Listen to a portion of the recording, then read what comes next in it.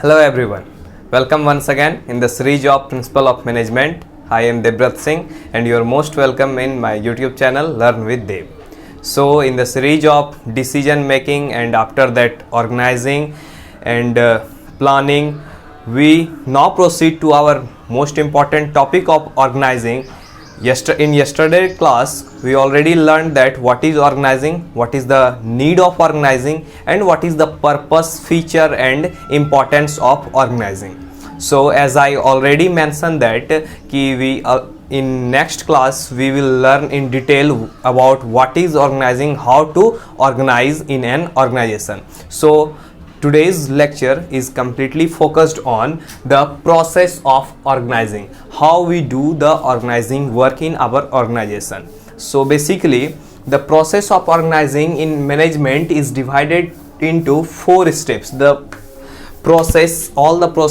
main process of organizing is divided into 4 steps in an organization. Keep in mind 4 steps. What will be the 4 steps? The first one is division of work.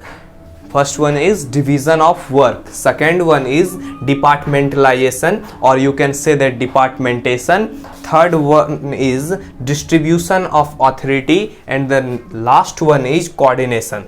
These are the 4 process, or you can say that the 4 steps of organization. Here process means how to work anything. So the process of organization involves 4 steps. Those 4 steps, the first step will be division of work, second step departmentation, third distribution of authority, and fourth coordination.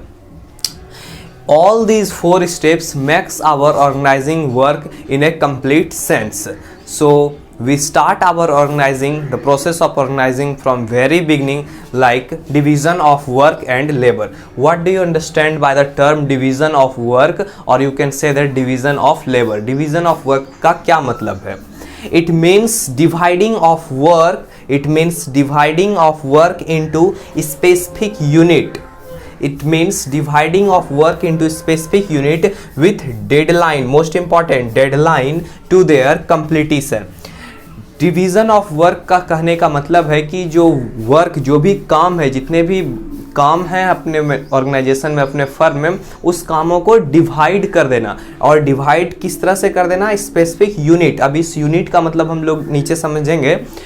अभी के लिए इतना ध्यान में रखें कि जो भी वर्क होंगे, जितने भी काम होंगे, उनको डिवाइड कर दें किसमें? स्पेसिफिक यूनिट में. एंड स्पेसिफिक यूनिट में डिवाइड कर देने के बाद उसके साथ एक डेडलाइन फिक्स कर दें कि जो हमारा डिवीजन ऑफ वर्क है वो एक यूनिट ऑफ वर्क कितने दिनों में पूरा होगा या फिर कितने टाइम में पूरा होगा. तो दैट डेडलाइन आपको डिफाइन करना पड़ेगा उसके कंप्लीटिशन के लिए, कि वो कंप्लीट होने में कितना टाइम लगेगा, इसका डेडलाइन आपको फिक्स करना है.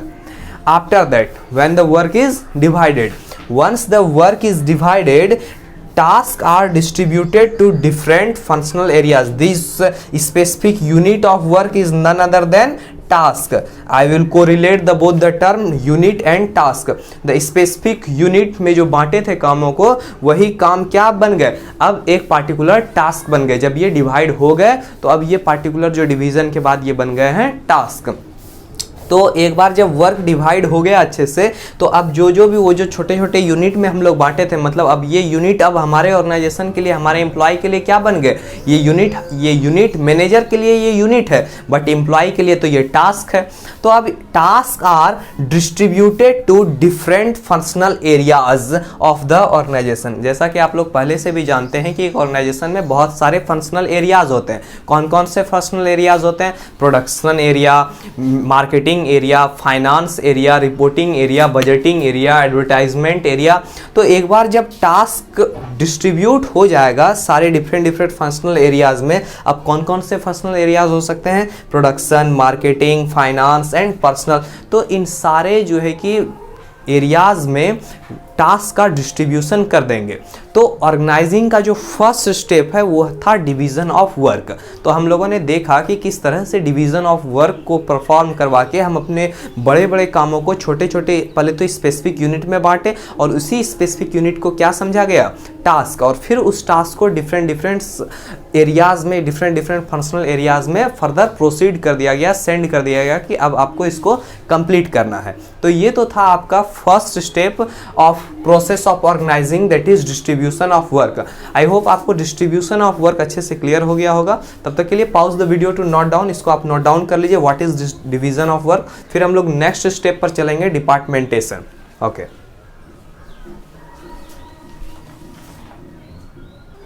okay then our next step is step 2, that is departmentation. What is departmentation? Grouping of task into different department. Means क्या, ग्रुपिंग ऑफ टास्क, एक से ज़्यादा टास्क हो गए, जो हमारा वर्क था उसको पहले तो डिवाइड किए स्पेसिफिक यूनिट में, और उसी स्पेसिफिक यूनिट को टास्क कहा मैंने। अब जब टास्क डिवाइड हो गया है तो फिर grouping of task into different department on the basis of similarity. Similarities के बेसिस में, दो टास्क के बीच में अगर सिमिलरिटीज है तो उसको एक ग्रुप में कर लेंगे। तो इस तरह से grouping of task on the basis of their similarities of their features are taken in one department, and this process is known as departmentation. Clear है? तो इस तरह से डिपार्टमेंटेशन का फिर फर्दर बहुत सारे टाइप्स होते हैं। कुछ जो इंपॉर्टेंट टाइप्स हैं डिपार्टमेंटेशन के, मैंने उसे यहाँ पे मेंशन कर रखा है। That is functional departmentation. What is functional departmentation? Grouped according to their function. Means what? अगर किसी ऑर्गेनाइजेशन में जो वर्क हैं, जो फंक्शंस हैं, अगर वो सिमिलर टाइप के फंक्शंस हैं, उन सारे सिमिलर टाइप के फंक्शंस को अगर हम एक ग्रुप में कर दें तो उसी को कहेंगे फंक्शनल डिपार्टमेंटेशन। अब यहाँ पर फंक्शंस को कैसे समझेंगे? What is functions in this case? By placing employ with shared skill and knowledge. अब ग्रुपिंग कैसे करेंगे? बाय प्लेसिंग, मतलब एक जगह जो लाएंगे। फंक्शनल कहने का मतलब है कि एम्प्लॉय, वो एम्प्लॉय जो कि सिमिलर स्किल और सिमिलर नॉलेज वाले हैं, उनको एक ग्रुप में कर लेना। क्योंकि हमें पता है कि एक ऑर्गेनाइजेशन में बहुत सारे सेक्टर होते हैं। अब बहुत सारे सेक्टर में क्या हर सेक्टर कोई एक आदमी चला सकता है? Not possible. सो इसलिए हर सेक्टर में बहुत सारे एम्प्लॉयज़ की ज़रूरत है ना। तो इसलिए बहुत सारे अगर एम्प्लॉयज़ की ज़रूरत है तो आपको जो सिमिलर टाइप के स्किल्स वाले, सिमिलर टाइप के नॉलेज वाले एम्प्लॉय मिलेंगे, उनका ग्रुपिंग करना पड़ेगा। मीन्स उनको ग्रुप करके, अगर जैसे कि एचआर डिपार्टमेंट है, human resource department, IT sector है, इंफॉर्मेशन टेक्नोलॉजी, अकाउंटिंग सेक्टर है, इस तरह से जितने भी सेक्टर हैं ऑर्गेनाइजेशन में, उन सारे के लिए एक फंक्शनल ग्रुप तैयार कर लेना। मतलब कि सिमिलर नॉलेज विथ स्किल्स वाले को सिमिलर सेक्टर में ग्रुप करके और उसके बाद फिर डिफरेंट डिपार्टमेंट्स में डिस्ट्रीब्यूट कर देना। That is called functional departmentation. Next one is product departmentation. What is product departmentation? कि प्रोडक्ट का डिपार्टमेंटेशन कैसे करेंगे, प्रोडक्ट के बेसिस पर डिपार्टमेंटेशन कैसे करेंगे। इसमें क्या होता है कि जो ग्रुपिंग होती है, grouped according to specific product और सर्विस। कोई खास प्रोडक्ट और सर्विस को हम लोग उठा लेते हैं और उसको जो है कि उसके अकॉर्डिंग ग्रुप कर लेते हैं। अब ये काम कैसे होता है? अब देखिए, पहले तो ये काम कैसे होता है को बाद में समझते हैं, पहले ये समझते हैं इसके लिए हायर किसको किया जाता है, अपॉइंट किसको किया जाता है। Related activities are placed under one manager. अभी जो यहाँ पर प्रोडक्ट और स्पेसिफिक प्रोडक्ट और सर्विस की जो बात हुई, मतलब जो किसी खास सर्विस या किसी खास वर्क के लिए डिपार्टमेंट जो बनाया गया, उसमें क्या होता है कि एक मैनेजर के अंदर एक खास तरह के प्रोडक्ट की उसको जिम्मेदारी दे दी जाती है। अब वो मैनेजर क्या करता है, जैसे कि एक शू कंपनी है, shoe company based on product line. अभी ये थोड़ा सा क्लियर नहीं हो पा रहा है कि कैसे एक शू की कंपनी प्रोडक्ट लाइन पर बेस्ड होगी। I am clearing that point. Product line से यहाँ से मतलब है कि एक ऑर्गेनाइजेशन है, सपोज दैट शू की एक कंपनी है, तो शू कंपनी जो है वो 3 डिफरेंट टाइप्स के शू बनाती है। Obviously women's footwear, men's footwear and kids footwear. तो अब जो ये 3 डिफरेंट टाइप्स की फुटवियर वो शू कंपनी बनाएगी, तो इसके लिए वो तीनों प्रोडक्ट के लिए, means women, man and kid, इन तीनों के लिए डिफरेंट डिफरेंट मैनेजर को हायर करेंगे और फिर तीनों मैनेजर पे अपने अपने डिपार्टमेंट की रिस्पॉन्सिबिलिटी होगी। मतलब वुमेन्स फुटवियर डिपार्टमेंट के जो मैनेजर हो गए उनके पास सिर्फ वुमेन्स फुटवियर से रिलेटेड जो है कि सारी रिस्पॉन्सिबिलिटी होगी। अब उस प्रोडक्ट में अगर कुछ डिफेक्ट आता है तो हम डायरेक्टली किनके पास जाएंगे, वुमेन फुटवियर के जो मैनेजर हैं। तो इस तरह से प्रोडक्ट के बेस पर जो डिपार्टमेंटेशन करते हैं उसे हम लोग कहते हैं प्रोडक्ट डिपार्टमेंटेशन। नेक्स्ट वन जो है हमारा है वो customer departmentation. What is customer departmentation? Grouping is done on the basis of common customer और types of customer. Means what? अगर हम लोग ग्रुपिंग कर रहे हैं टास्क को कस्टमर को पॉइंट ऑफ व्यू में रख के, कस्टमर को ध्यान में रख के, तो उस टाइप का डिपार्टमेंटेशन कस्टमर डिपार्टमेंटेशन कहलाता है। अब ये कैसे करते हैं? For example, the sales section in an organization are divided into 3 departments that serve retail, wholesale, government, etc. अब ये चीज होता कैसे? कस्टमर डिपार्टमेंटेशन कैसे करते हैं?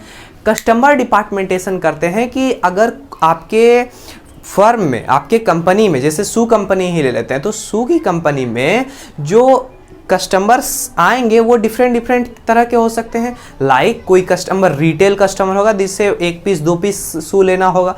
कोई कंपनी होगी जिससे कोई जो कस्टमर होगा वो आएगा और उससे मतलब होलसेल में उठाना होगा प्रोडक्ट को।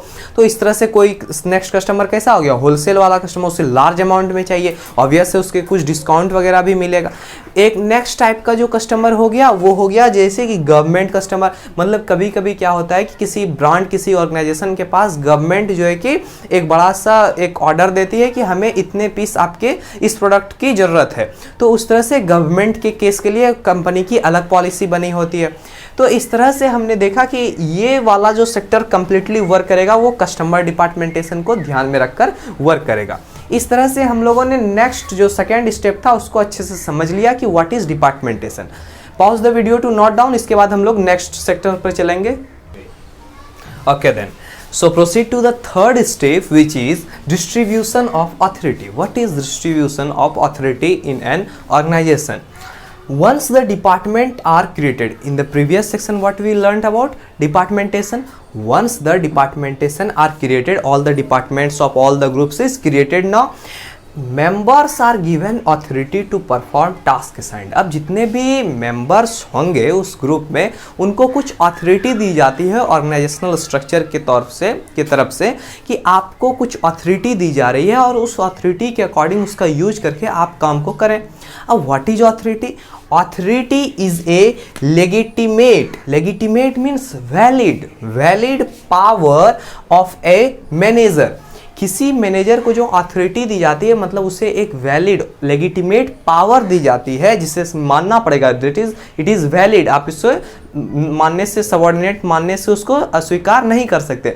उन्हें एक वैलिड पावर दी जाती है टू डायरेक्ट। अब किस लिए पावर दी जाती है? क्योंकि मैनेजर तो खुद जाके मशीनरी पे वर्क करने नहीं वाले हैं।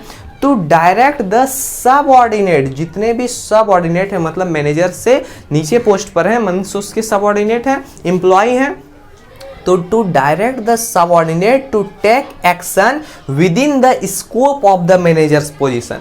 मैनेजर अपने पोजीशन के अकॉर्डिंग जो भी टेक्निक्स को यूज करने वाला है उन सारे टेक्निक्स को, उन सारे वेज को सबऑर्डिनेट को मानना पड़ेगा। उन्हें डायरेक्ट करने का काम करते हैं मैनेजर्स। तो डायरेक्ट तभी कर पाएंगे जब उनके पास ऑथोरिटी होगी। तो जो थर्ड स्टेप है ऑर्गेनाइजिंग का वो है डिस्ट्रीब्यूशन ऑफ ऑथोरिटी। ऑथोरिटी को आप डिस्ट्रीब्यूट कीजिए। जब आप ऑथोरिटी को डिस्ट्रीब्यूट करेंगे तो देन फिर आपके जो मैनेजर्स हैं उन्हें कुछ लेजिटिमेट पावर्स मिलेंगे, वैलिड पावर्स मिलेंगे जिसका यूज करके वो आपके ऑर्गेनाइजेशन को बेनिफिट पहुंचाएंगे। तो ये तो थी distribution of authority. Next step is coordination. What is coordination? Coordination means when people perform task assigned to them at different level in different department. Coordination का सिंपल सा मतलब है कि जो पीपल, जो लोग हैं जो एक ऑर्गेनाइजेशन में काम कर रहे हैं डिफरेंट लेवल का, उनके बीच क्या होना चाहिए? It has to be ensured that the task are related to each other and they aim at a unified goal. जितने भी डिपार्टमेंट हैं ऑर्गेनाइजेशन में उन सारे डिपार्टमेंट में जितने भी लोग हैं उन सब लोगों को एक ऐसा इंटरनली फीलिंग होना चाहिए कि हम लोग जो वर्क कर रहे हैं, हम लोग वर्क किस लिए कर रहे हैं, एक यूनिफाइड गोल के लिए। मीन्स एक सिंगल एक गोल के लिए सारे लोग मिलकर काम कर रहे हैं, मीन्स अपने ऑर्गेनाइजेशन के सक्सेस के लिए हम वो लोग वर्क कर रहे हैं। तो अगर ये बात सबके दिमाग में रहेगी कि हम लोग जो वर्क कर रहे हैं ये ऑर्गेनाइजेशन के सक्सेस के लिए कर रहे हैं, तो उस ऑर्गेनाइजेशन में जितने भी लोग वर्क कर रहे हैं, आइदर स्वीपर से लेके टॉप लेवल प्रेसिडेंट तक, कंपनी के प्रेसिडेंट, वो सारे फिर इस मोटो से वर्क करेंगे कि मुझे क्या करना है, अपने ऑर्गेनाइजेशन के सक्सेस के लिए वर्क करना है, एक पॉजिटिव अप्रोच के साथ वर्क करेंगे।